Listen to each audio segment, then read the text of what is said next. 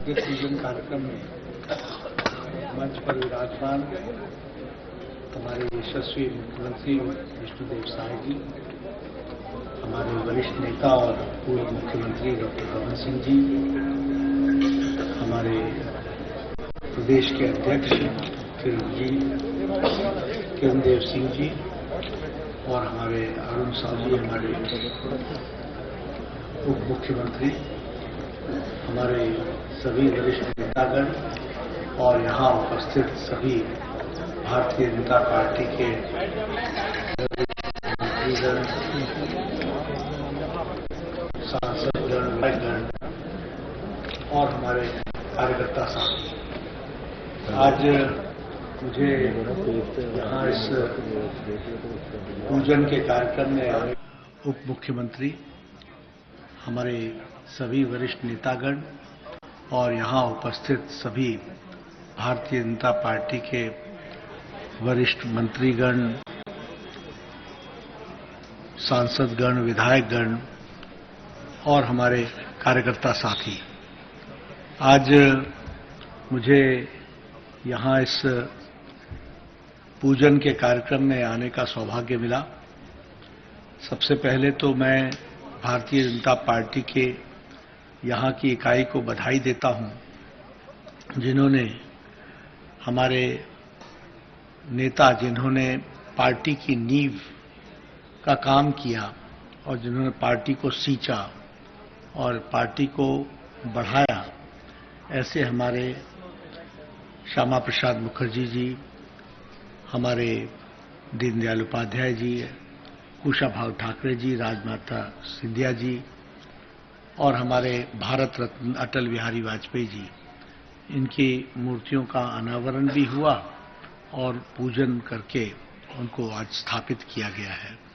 तो ये जो फैसला इन मूर्तियों को लगाने का किया गया है पार्टी कार्यालय में, उसके लिए, इस विचार के लिए और इसको कार्य रूप देने के लिए, इसको एक कार्यक्रम के रूप में आज स्थापित करने के लिए मैं यहाँ की इकाई को बहुत बहुत बधाई देता हूँ और बहुत बहुत शुभकामनाएं देता हूँ। कार्यालय के परिसर में इन महान विभूतियों की मूर्तियां आने वाले समय में सदैव कार्यकर्ताओं को और नेतृत्व को हमेशा प्रेरित करेंगी, उनको ऊर्जा देंगी, उनकी तपस्या साधारण कार्यकर्ता को हमेशा प्रेरित करेगा कि हम पार्टी के लिए और पार्टी के माध्यम से देश की सेवा में अपने आप को कैसे जोड़े रख सकते हैं। मुझे इस बात की भी खुशी है, मैं आते आते डॉक्टर रमन सिंह जी से और विष्णुदेव जी से चर्चा कर रहा था कि मुझे ये सौभाग्य मिला है कि मैंने इस कार्यालय की नींव का कार्यक्रम भी देखा है। मैंने इसका, राजनाथ जी उस समय हमारे राष्ट्रीय अध्यक्ष थे, उनके कर कमलों द्वारा इसका उद्घाटन भी देखा है और आज मुझे ये मूर्ति पूजन का भी कार्यक्रम में सौभाग्य मिला, तो मैं तो अपना सौभाग्य मानता हूँ। और मेरा थोड़ा व्यक्तिगत नाता इस तरीके से है कि शायद यहाँ रात्रि निवास करने वालों में शायद मैं सबसे ज्यादा रात्रि निवास करने वाला व्यक्ति भी मैं ही हूँ जिसको ये मौका मिला होगा। मुझे याद है कि विधानसभा के चुनाव के साल में लगभग 200 दिन में एक साल के अंदर यहाँ छत्तीसगढ़ में रहा था, तो उस समय यही मेरा प्रवास होता था और यहीं रहता था। कार्यालय निश्चित रूप से सिर्फ कोई बिल्डिंग नहीं होती है, वो कोई एक इंफ्रास्ट्रक्चर नहीं होता, वह कार्यकर्ता निर्माण का जीवंत संपर्क स्थान होता है और इसलिए कार्यालय की बहुत बड़ी भूमिका है लोगों को, कार्यकर्ताओं को संस्कार देने के लिए, लोगों को विचारधारा से परिपक्व करने के लिए और समर्पित भाव से देश सेवा के लिए अपने आप को जोड़ने का एक माध्यम बनता है। साथ ही साथ एक यह भी कलीगशिप, कॉमरेडशिप एक दोस्ताना संबंध के साथ एक साथ बढ़ने का मौका भी कार्यालय देता है। इसलिए मैं कई बार बोलता हूं कि कार्यालय और ऑफिस में मैं अंतर बोलता हूं। ऑफिस 10 बजे खुलता है, 5 बजे बंद हो जाता है। कार्यालय का दरवाजा कभी बंद नहीं होता, वो हमेशा खुला रहता है और वो जीवन संपर्क का स्थान होता है और वहीं से लोगों को हर तरीके के संस्कारों का प्रतिपादन होता है। तो ऐसे कार्यालय का उपयोग करना हम सबके लिए जरूरी भी है और उपयोग हम ज्यादा से ज्यादा करें, ऐसा मेरा निवेदन भी है। और ये कार्यालय मॉडर्न व्यवस्थाओं से सुसज्जित है। मैंने 2 चुनाव यहीं से लड़ाए हैं और सारी मॉनिटरिंग मैंने यहीं ऊपर के कमरे से बैठ करके 4 टेलीफोन रख करके ही की है। तो ये एक तरीके से कहा जाए तो वीडियो कॉन्फ्रेंसिंग के लिए, लाइब्रेरी रेफरेंस के लिए, बोर्ड रूम का उपयोग करना, कॉन्फ्रेंस हॉल का उपयोग करना, रिसर्च का उपयोग करना, रिसर्च विंग का उपयोग करना, ये सारी सुसज्जित व्यवस्थाओं के साथ ये कार्यालय बना है। और ये सोच उस समय हमारे डॉक्टर साहब के नेतृत्व में सौदान सिंह जी ने रखी थी और उसको आज ये कार्य रूप हुआ है। मैं सभी टीम मेंबर्स को बधाई देता हूं जिन्होंने इस कार्यालय को बनाया है। और जो आपने ये प्रेरणा स्रोत बनाया, जहां आपने हमारे प्रथम संस्थापक और राष्ट्रीय अध्यक्ष जनसंघ के श्यामा प्रसाद मुखर्जी जी की मूर्ति लगाई है, जहां आपने हमारे पूर्व में अध्यक्ष रहे और जो हमारे विचारक पंडित दीनदयाल उपाध्याय जी की मूर्ति लगाई है, जिन्होंने एक राज परिवार से आकर महिला सशक्तिकरण के लिए और पार्टी में महिलाओं का योगदान बढ़े, इसके लिए अपना सारा जीवन लगाया। श्री राजमाता सिंधिया जी की मूर्ति लगाई है, जो एक दधीची की तरह ऋषि पुरुष के रूप में, जो कुशाभाऊ ठाकरे ने संगठन की रचना की, उनको आपने प्रेरणा के स्रोत के रूप में रखा है। और जिन्होंने भारतीय जनसंघ से भारतीय जनता पार्टी के रूप में समाज में प्रतिस्थापित करने में जिन्होंने एक बहुत बड़ी भूमिका निभाई, भारत रत्न अटल बिहारी वाजपेयी जी, उनको भी आपने इसमें समाहित किया है। तो ये बहुत ही अच्छा स्थान है। यहां से हमारे कार्यकर्ता प्रेरणा लेंगे और इस कार्यक्रम को आगे बढ़ाएंगे, ऐसा मेरा मानना है। मैं एक बात और कह देता हूं, सिर्फ क्योंकि कार्यालय, कार्यकर्ता, नेतृत्व, इन सब की बात हो रही है, तो मैं आपसे सिर्फ चर्चा करते हुए बताना चाहता हूं कि जिसको भी भारतीय जनता पार्टी में काम करने का मौका मिल रहा है, वह अपने आप को बहुत भाग्यशाली समझे, बहुत भाग्यशाली समझे। सबसे पहली बात तो यह है कि अभी मैंने एक नो बीजेपी शुरू की है। नो मतलब NO नहीं, KNOW, no BJP, Bharatiya Janata party को जानो। और आपको जानकर के खुशी होगी कि भारतीय जनता पार्टी को जानने के लिए दिल्ली के 6 दीनदयाल उपाध्याय मार्ग पर 63 राजदूत, विभिन्न देशों के राजदूत 3-3 घंटे लगा करके सिर्फ भारतीय जनता पार्टी को जानने के लिए आए हैं।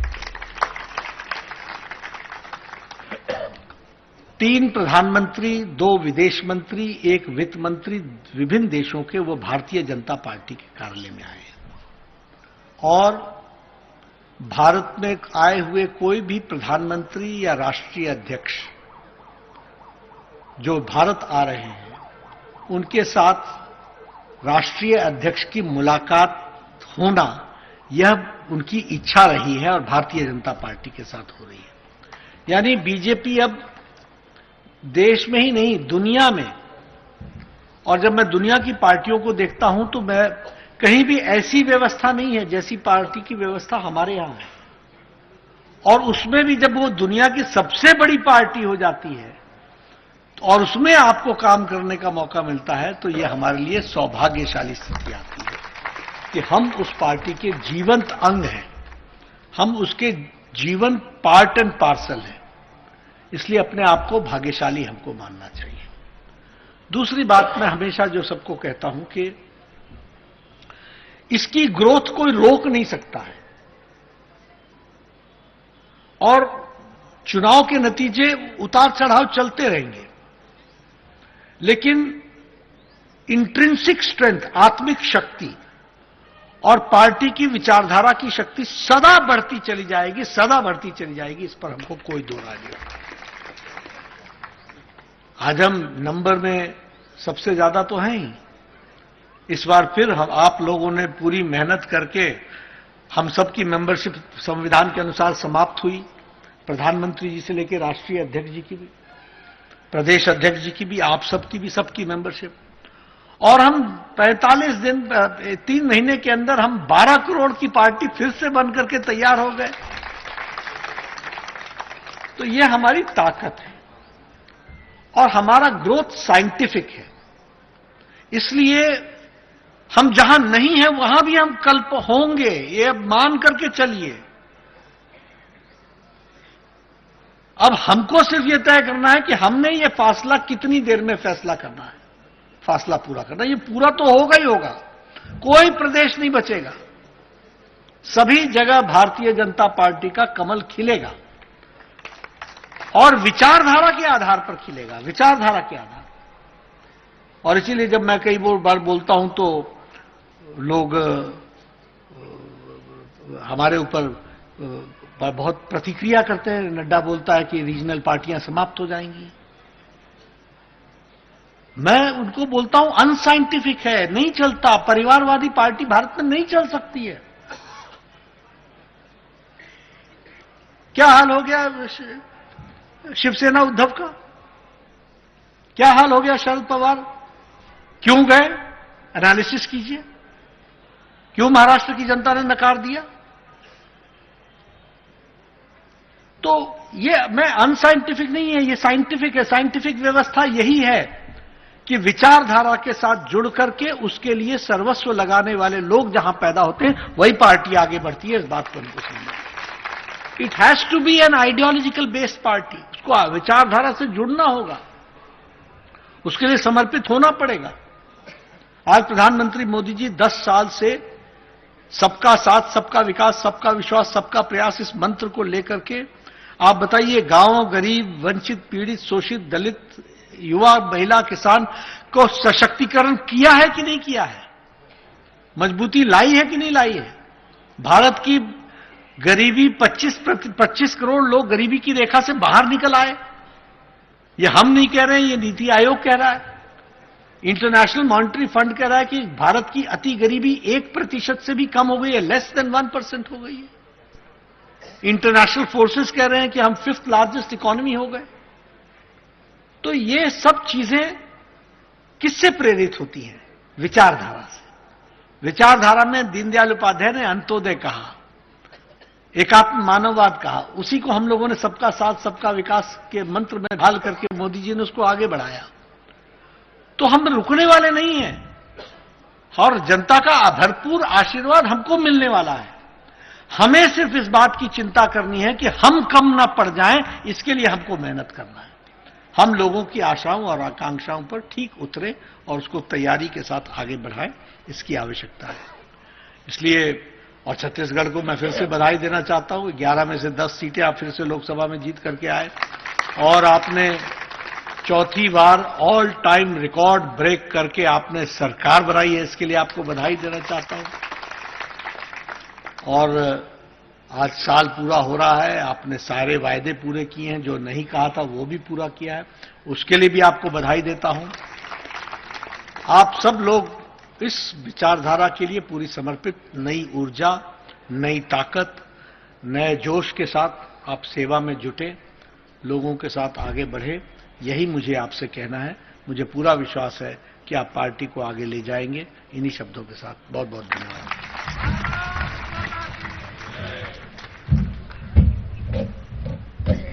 धन्यवाद माननीय अध्यक्ष जी। इस लोकार्पण कार्यक्रम के समापन एवं आभार की घोषणा हेतु प्रदेश अध्यक्ष माननीय किरण देव। भारत माता की। आज का ये बहुत ही महत्वपूर्ण अवसर है और जबकि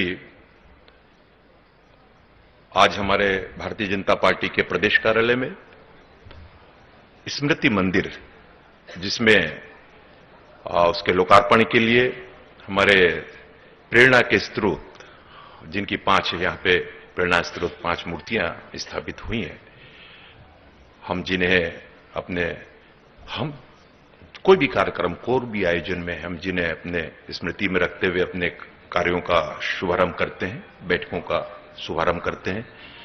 डॉक्टर श्यामा प्रसाद मुखर्जी जी, पंडित दीनदयाल उपाध्याय जी, श्रद्धेय अटल जी, राजमाता साहिबा और मेरे कुशाभाऊ ठाकरे जी के मूर्तियों का अनावरण के अवसर पर ये पूरे भारतीय जनता पार्टी छत्तीसगढ़ प्रदेश के पूरे परिवार के लिए सौभाग्य का विषय है कि हमारे बीच राष्ट्रीय अध्यक्ष और केंद्रीय मंत्री आदरणीय जगत प्रकाश नड्डा जी के करकमलों से इसका आज लोकार्पण हुआ। उसके लिए आदरणीय राष्ट्रीय अध्यक्ष जी का बहुत बहुत अभिनंदन, बहुत बहुत धन्यवाद। करतल ध्वनि से एक बार राष्ट्रीय अध्यक्ष जी का अभिनंदन करें। हमारे मंच पर विराजमान आदरणीय मुख्यमंत्री विष्णुदेव साय जी, साथ ही हमारे राष्ट्रीय उपाध्यक्ष रहे, पूर्व में मुख्यमंत्री, वर्तमान में हमारे विधानसभा के अध्यक्ष आदरणीय डॉक्टर रमन सिंह जी, मंच पर विराजमान उप मुख्यमंत्री आदरणीय अरुण साव जी, भारतीय जनता पार्टी प्रांत के प्रभारी की दृष्टि से, और हमारे केंद्रीय बिहार शासन में मंत्री आदरणीय नितिन नवीन जी, सभी वरिष्ठ नेतागण यहां पर उपस्थित हैं, आप सब और सभी सम्मानीय मंत्रीगण, विधायकगण, हमारे पूर्व राज्यपाल आदरणीय रमेश बैस जी सहित आप सभी इस कार्यक्रम के, इस लोकार्पण और कार्यक्रम के साक्षी बने। आप सभी का अभिनंदन करते हुए बड़े ही व्यस्ततम क्षणों में, व्यस्ततम समय, जबकि लोकसभा का ये बहुत ही महत्वपूर्ण सत्र चल रहा है, उसके बीच आदरणीय अध्यक्ष जी ने इस कार्यक्रम के लिए और साथ ही आज और जनादेश का जो हमारा पर्व है उस पर अपना समय दिया, अपने गरिमामय उपस्थिति, अपना उद्बोधन, मार्गदर्शन हम सभी को प्रदान किया है। उसके लिए भारतीय जनता पार्टी छत्तीसगढ़ प्रदेश के सभी पदाधिकारी कार्यकर्ताओं की ओर से आपका धन्यवाद ज्ञापित करते हुए इसी आज के इस कार्यक्रम की मैं यही समापन की घोषणा करता हूं। अभिनंदन, आप सभी का बहुत बहुत धन्यवाद।